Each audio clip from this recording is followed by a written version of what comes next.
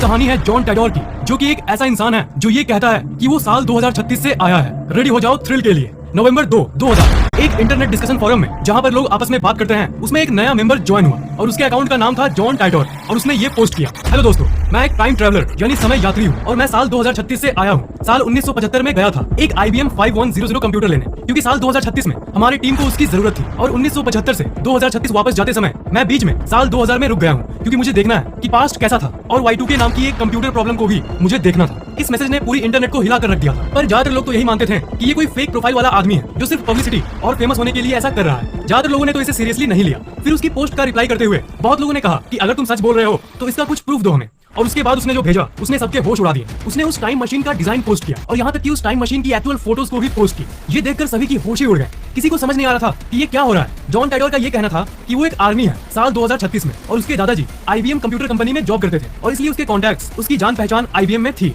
और IBM computer ही एक ऐसी चीज थी जो उसकी भविष्य की कंप्यूटर प्रॉब्लम को सॉल्व कर सकती थी। इसलिए वो टाइम मशीन की मदद से वापस आया था 1975 में। आपके मन में ये सवाल आ सकता है कि अगर वो सच में फ्यूचर से आया था?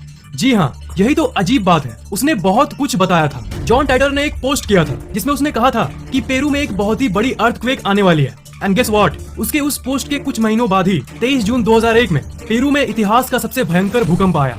उसने ये भी वार्निंग दिया था हम लोगों को कि तुम लोग स्पेस शटल ओवरहीटिंग प्रॉब्लम को सॉल्व कर लो, नहीं तो भविष्य में बहुत बड़ा हादसा हो जाएगा। और इस पोस्ट के बाद 21 फरवरी 2003 में हमें ये घटना एक्चुअल में देखने को मिली। कोलंबिया स्पेसक्राफ्ट इसी दिन दुर्घटनाग्रस्त हुआ था।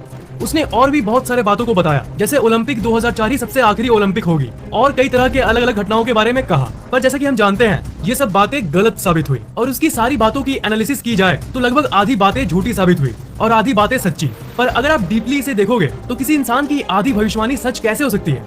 और वो भविष्य के